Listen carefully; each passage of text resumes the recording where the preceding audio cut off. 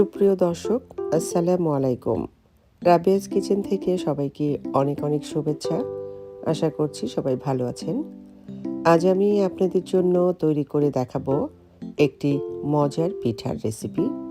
আমার আজকের রেসিপি সুজির রস মঞ্জুরি। সুজির রসে ভেজা পিঠা, আবার কেউ কেউ সুজির বড়া পিঠাও বলে। যে যাই বলুক না কেন, এই পিঠাটা বানাতে খুবই অল্প সময় এবং অল্প উপকরণেই তৈরি করে নিতে পারবেন। আর স্বাদের দিক দিয়ে একেবারেই অতুলনীয়। নরম তুলতুলে, মুখে দিলেই নিমিষেই মিশে যায়। তো চলুন দেখিয়ে দিচ্ছি কি কি উপকরণ লাগছে এবং কিভাবে সহজে এই পিঠাটা বানানো যায়। প্রথমেই পিঠা বানানোর জন্য সুজির কাইটা করে নেব। চুলায় প্যান বসিয়ে তাতে দিয়ে দিচ্ছি 2 টেবিল চামচ ঘি। এই ঘিটা আমার নিজের হাতে বানানো। এর লিঙ্কটা আমি নিচের ডেসক্রিপশন বক্সে দিয়ে দিব, আপনারা চাইলে সেখান থেকে দেখে নিতে পারেন। ঘিটা গলে যাওয়ার পরে আমি দিয়ে দিচ্ছি 1 কাপ সুজি। আমি এখানে মিহি দানার সুজিটা নিয়েছি, মোটা দানার সুজিও আছে, তবে এই পিঠাটা বানাতে মিহি দানার সুজিতেই বেশি ভালো লাগে।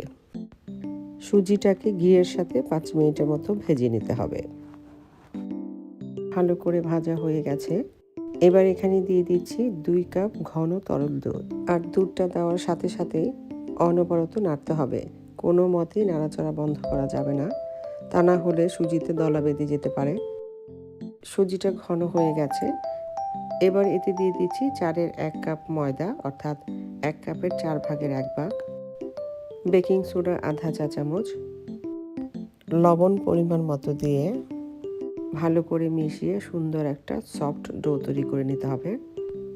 নাড়াচাড়া করতে করতে যখন প্যানের গা থেকে ডোটা উঠে আসবে, তার মানে তখনই ডোটা রেডি। দেখুন ডোটা রেডি হয়ে গেছে। চুলাটা অফ করে দিলাম। এবার ঢাকনা দিয়ে সুজিটাকে 5 মিনিটের মতো দমে রাখবো। অন্য একটা পাত্রে ডোটাকে ট্রান্সফার করে নিয়ে হালকা গরম থাকা অবস্থাতেই মথে নিতে হবে। হাতে একটু ঘি মেখে নিয়ে ডোটাকে ভালো করে মথে নেব। একেবারে নরম তুলতুলে একটা ডো তৈরি করতে হবে। দেখুন কত সুন্দর একেবারে সফট একটা ডো হয়ে গেছে। এবার এখান থেকে ছোট ছোট বলের মতো নিয়ে হাতের তালুতে ঘুরিয়ে গোল করে নেব। তারপরে হাতের তালু দিয়ে একটু চাপ দেওয়ার পরে চপের মতো হবে। এইভাবেই আমি সবগুলো পিঠা বানিয়ে নেব। পিঠা পায় বানানো শেষ। এবার আমি আরেকটা ডিজাইন করে দেখাচ্ছি। পিঠাটাকে গোল করে নিয়ে ছোট একটা চামচ দিয়ে এইভাবে ডিজাইন করে নিতে পারেন। পিঠার ডিজাইনগুলো আপনারা আপনাদের পছন্দ অনুযায়ী করতে পারেন। সবগুলো পিঠাই বানানো হয়ে গেছে। এবার আমি চিনি শিরাটা করে নেব।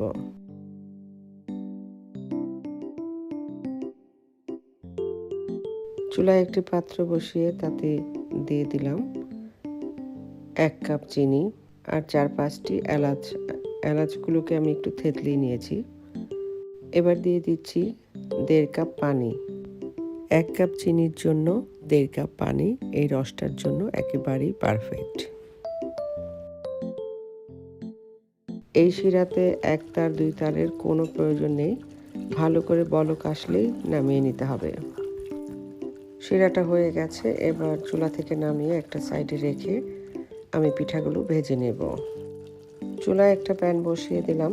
পিঠাগুলো ভাজার জন্য দিয়ে দিচ্ছি পরিমাণ মতো তেল আর দিব 1 টেবিল চামচ ঘি।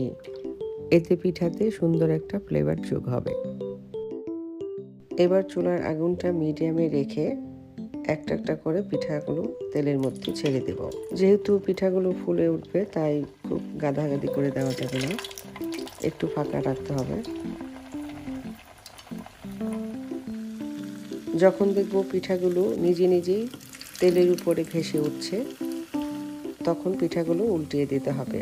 দেখুন পিঠাগুলো ভেসে উঠেছে। এবার আমি উল্টিয়ে দিচ্ছি। এভাবে উল্টিয়ে পাল্টিয়ে হালকা গোল্ডেন করে ভেজে নেব।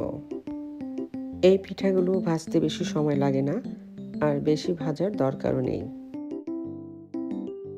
হালকা গোল্ডেন কালার হয়ে গেছে। এবার তেল ছেঁকে তুলে নিয়ে সরাসরি চিনি শিরাতে দিয়ে দিচ্ছি।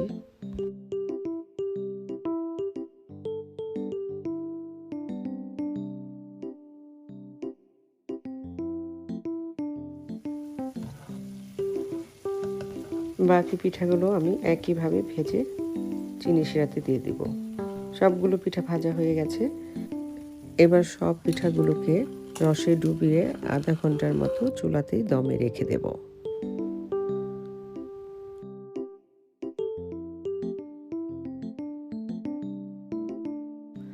আধা ঘন্টা পরে দেখুন পিঠাগুলো ফুলে একেবারে রসে টইটুম্বুর হয়ে গেছে। এবার একটা সার্ভিং ডিশে রস সহ আমি পিঠাগুলোকে তুলে নিচ্ছি।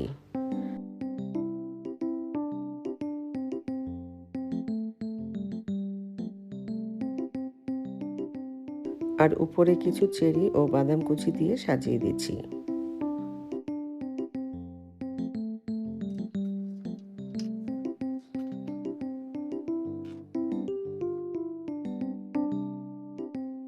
তো হয়ে গেল মজাদার রসের টইটুম্বুর সুজির রসবড়া।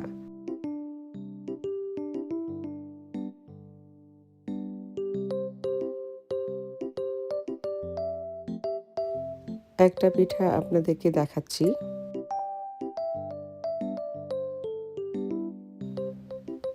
দেখুন কতটা রসে ভেজে নরম ও তুলতুলে হয়েছে।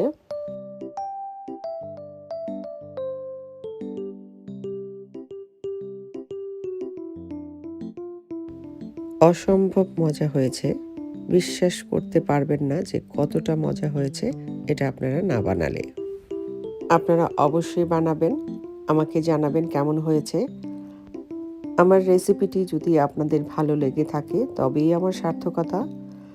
আর কোনো কিছু অ্যাড করতে হলে তাও আমাকে জানাবেন। আমি চেষ্টা করব আপনাদেরকে সহজভাবে রান্না শেখাতে।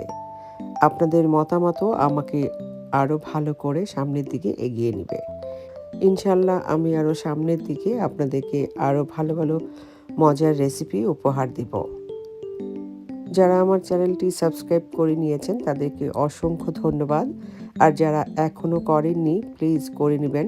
পাশে থাকা বেল বাটনটি ক্লিক করে আমার চ্যানেলের সাথেই থাকবেন। আপনারা অনেক ভালো থাকবেন, আমার জন্য দোয়া করবেন। আল্লাহ হাফেজ।